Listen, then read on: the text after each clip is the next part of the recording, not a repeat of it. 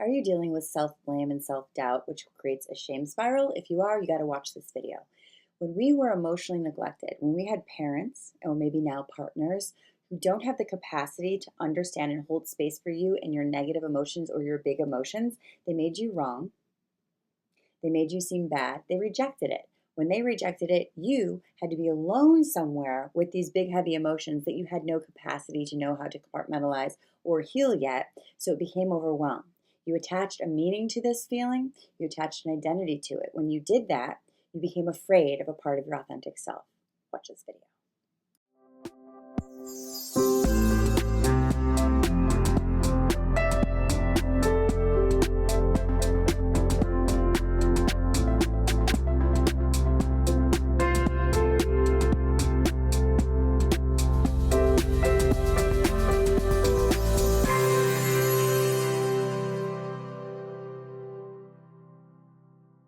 Guys, welcome to my channel. If you're new here, please click the subscribe button, the bell to receive notifications when I release new videos. And if you've been with me for a while, thank you so much and welcome back. I want to let you know we're offering 2 weeks free, a free trial for my Truth Room community to see if you resonate with this vibe. Most people who watch my videos love my community because it's just real talk. It's all about authentic mirroring. It's all about diving deeper into the topics we talk about in this YouTube channel. So if you want to join the Truth Room for 2 weeks free, join us on 2 of those live calls every single Friday.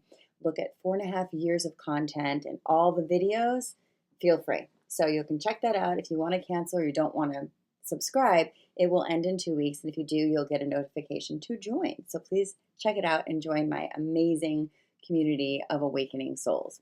So today, I want to talk about something that has been coming up so often in my groups lately. When we go through this awakening process and we start to reclaim our authentic self, there becomes this resistance to it. A lot of time that resistance looks like self-doubt, self-blame for having self-doubt. You know this shame cycle, right? Like, why am I doubting myself? Why can't I believe in myself? Why can't I just be myself? Why do I have fear about my authentic self? There's something wrong with me. I'm going to tell you where that comes from. Emotional neglect. If you're a highly sensitive person, you had extreme emotions when you were young, you felt more deeply into things that were happening, and none of that was wrong. What was wrong is you were made wrong for that. So now you do to your inner child what was done to you as a child. What this looks like, guys, is you had an overwhelming emotion.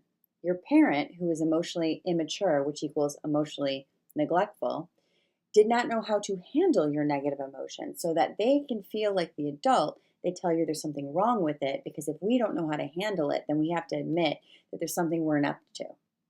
So instead, because we don't know how to handle it, we don't think it should be there, you have a problem for feeling so deeply. You have a problem. You're too sensitive. You're too much. Go deal with it on your own in your room.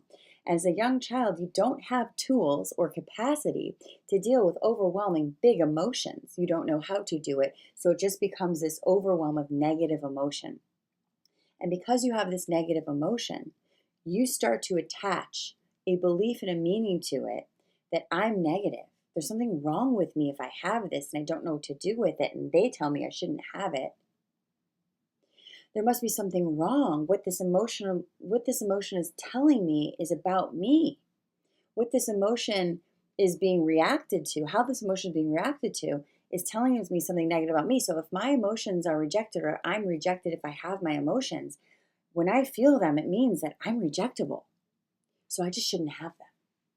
So now I'm going to doubt myself for having them and blame myself for having them and blame myself for not knowing what to do about them and then think there's something wrong with me for having them and then question my perception, which means I don't trust myself for what I'm feeling because it shouldn't be this way. Shame spiral. So today in one of my groups, one of my young clients said to me, by the way, this happens at all ages. One of my younger clients said to me, she's been doing a lot of work with me over the last few years. She's feeling very awake to her truth. But when these big, scary emotions happen, she blames herself for having them and she shames herself for not being able to deal with them. And so instead of being able to create a window of tolerance to deal with it, she blames herself for having a problem for not being able to deal. And so today I gave her a little tool that I want to share with you guys. And I said, this is what you're going to do. First, you're going to realize that the people that you were, let's say, born to didn't know what to do with it. So now you don't know what to do with it, correct? They just abandon it. That's also because they've abandoned their own healing journey. They're in denial of their own depth of emotion. So if you're denying a deep emotional experience, you're denying a level of your authenticity.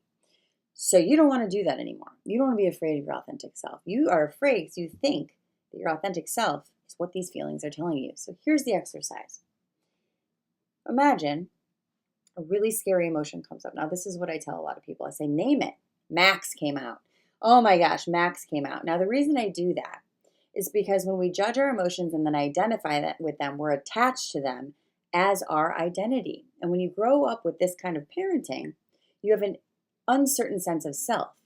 So you don't know if this is you or not. You're afraid of that it's you. You're like, if I feel this, it means that's me. No, it's not. So Max comes up. Now, the reason I do this is so you can also see this is a part of what has happened to you. Emotions are stuck energy, right? They're stuck feelings, right? So it's like you have a stuck experience that no one had resolve for. If there's no resolve, you internalize the emotional experience as self-doubt and self-blame. So there was no resolve for it. That's why it's so big still. That's why it still comes up. That's why it's a patterned emotional experience for you when triggered. This is something else you have to know is your triggers are just a part of an unhealed emotional experience. So this is how you're going to heal it. So Max comes up. So watch Max. Notice how much you want to put meaning to this. Notice how much you want to judge this. Don't. Why would you judge Max? You don't even know who Max is. So Max is coming out. You're just neutrally observing what this person, this part of you, this thing is feeling. You're not attaching and you're not judging. Therefore, there's movement. It can leave. But if you attach and you judge, it's stuck. Anything you attach to is stuck. People come to me like, I'm stuck. I'm like, great. What are you attaching to that isn't your truth? Take that in. What are you attaching to you as your identity that isn't you? Not the truth of you, right? So we don't invalidate this. We acknowledge it and validate that this is what I feel. Oh, Lucy wants to come up. Oh my God, Layla wants to come up. All of these emotions. Guess what you're going to notice? They come up. They feel a certain way, and then they leave because you didn't attach anything to it. So let it leave. People always say to me, why do I feel so much better when I do this? I'm going to tell you why you feel better. Number one, you finally have resolve for a stuck old emotion that you never had resolve for. Number two, you're not overwhelmed by it because it doesn't mean anything about you. Number three, you've just created space for yourself of less self-doubt and less self-blame and less shame spirals. So this is a really easy, quick way to start to heal all the old dysregulated emotions that have been unresolved your entire life. Emotional neglect creates self-doubt and self-blame, which ultimately leads to self-abandonment, because when you're blaming yourself and shaming yourself, guess what's happening? You're not being yourself. You're not being yourself. So your parents, unfortunately, create a situation where you now have to abandon parts of yourself that seem negative or that you don't know what to do with or that might be wrong or bad. Wrong, by the way. And you've always been afraid that that might be true, so you don't want to feel those feelings. I know this stuff. I did this stuff. So now I want you to feel those feelings and not identify, not attach, and not judge. And when you do that, guess what happens? You have this incredible, visceral, somatic experience of resolve. You feel this weight lifting. You feel confusion parting its ways, and you feel more you. Less fear, more love. I want you guys to check this out. So again, join the Truth Room for a little bit. Come say hi to me on Friday mornings. I believe it's 11 a.m. Eastern Time we meet every single week. Please check out the other offerings I have going on right now. Please come say hi to me on Instagram. I always answer DMs, and I'm always posting reels. What else do I have to say to you guys today? Oh yeah, please share this with one person you think it could help. I'm going to be doing more videos on this now because it is a deep dive. I'm going to be talking about the stages of awakening. If someone comes to you and says, I've had an awakening, I feel amazing, they haven't had one, they've had a spiritual bypass. Awakening happens and then shit hits the fan. Why? Like this stuff? Because when you awaken to the truth of who you are, you see all the compartments, all the paradigms you've had to coping mechanism fit into that aren't actually you. And now you can't not see things because you've had an awakening, and you have to do something about it that causes a lot of alignment and a lot of shifting, changing, and sometimes losing the people that wanted you to lose yourself. So stay tuned for those videos. Come say hi on Instagram. I love you guys. Please share, and I'll see you soon.